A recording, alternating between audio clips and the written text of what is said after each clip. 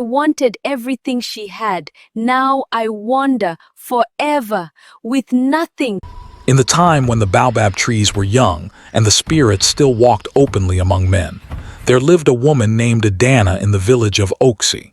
She was beautiful, the kind of beauty that made men forget their own names and women clutched their husbands closer when she passed. Adanna's hut stood at the edge of the village, built by her own hands after her parents had crossed to the land of ancestors. She had no husband, though many had asked. She would smile and say she was waiting for the right man, but the village women knew better. They saw how her eyes followed Okonkwo, the great hunter, whose wife Chioma had given him 3 strong sons. Okonkwo was respected throughout the land. His arrows never missed their mark, and in times of famine, it was his skill that kept bellies full. But more than this, he was kind.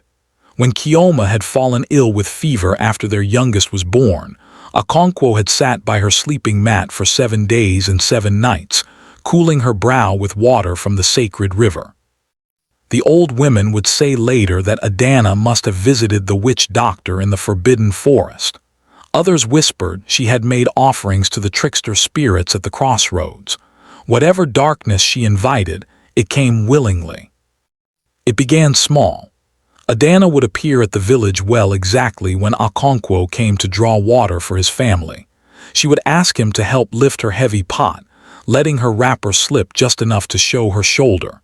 She would seek his advice on mending her roof, preparing bush meat, matters that any woman of the village could have helped her with. Chioma noticed but said nothing. She trusted her husband, and besides, their oldest son Adanna was preparing for his manhood ceremony. There was much to do. Then the drought came. For 3 months the rains refused to fall. The crops withered. The river shrank to a muddy trickle. The village elders consulted the oracle, who said a great imbalance had been created, that someone had upset the natural order of things, but the spirits would not say who or how. In the hunger time, Adanna seemed to thrive. Her skin glowed. Her hips grew rounder while others grew thin. And she always seemed to have food, smoked fish, yam flour, even palm wine. She shared generously with Okonkwo when she encountered him, praising his strength, saying a man like him deserved better than a wife who had grown old and tired. Chioma had grown thinner, it was true. The drought meant more work, walking further for water, grinding the last precious grains of corn, rationing food so her sons could eat. Her hands became rough. Her back bent from labor.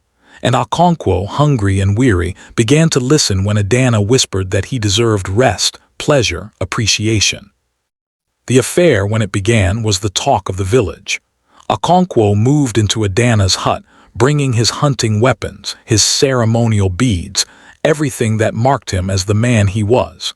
He sent word to Chioma that he was taking a new wife, that she could remain in the compound as a junior wife or leave.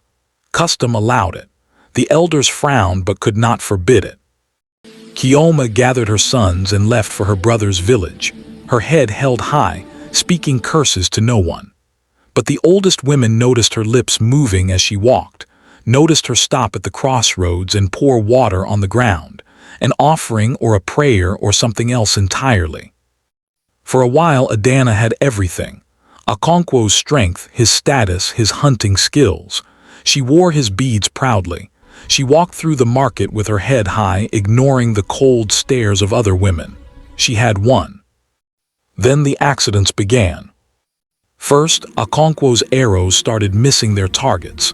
The great hunter would aim at a diker and hit only air. His traps sat empty. The meat he brought home began to rot within hours, crawling with maggots before it could be cooked. "You are cursed," Adanna said, but she said it with less certainty than before. Next, the yams she had stored, enough to last through the dry season, turned to ash overnight. Not burned, but simply became gray powder that slipped through her fingers like sand. The rains finally came, but they came with fury.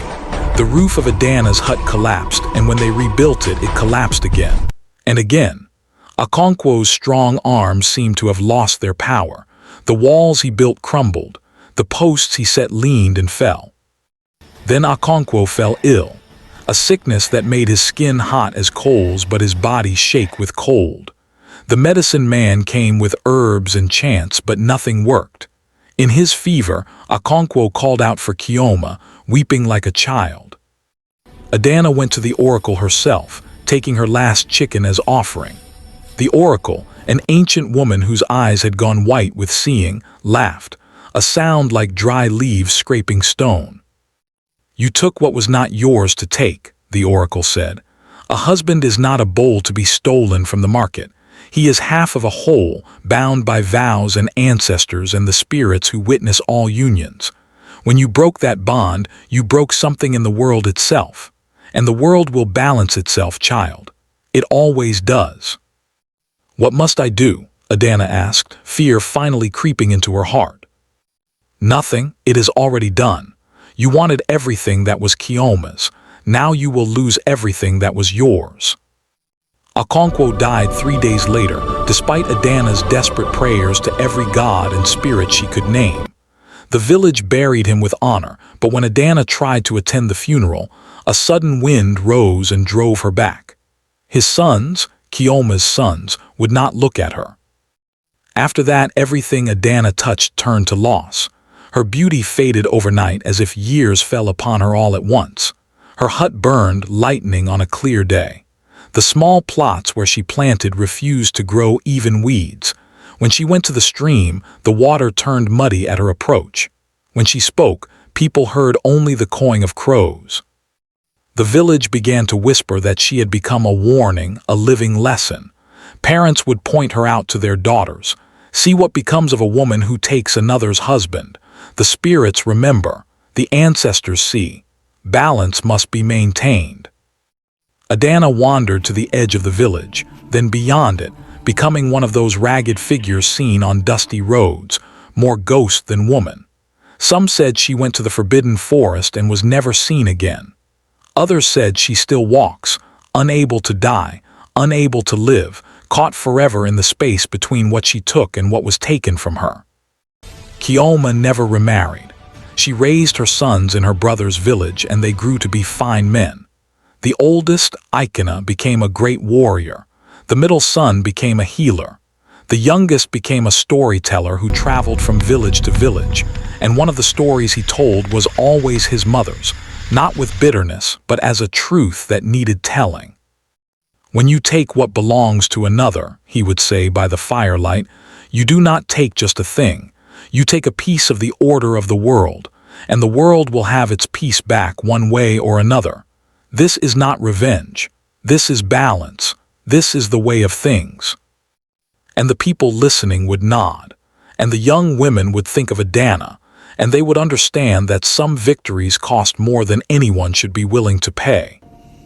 The baobab trees grew older, and the spirits walked less openly among men.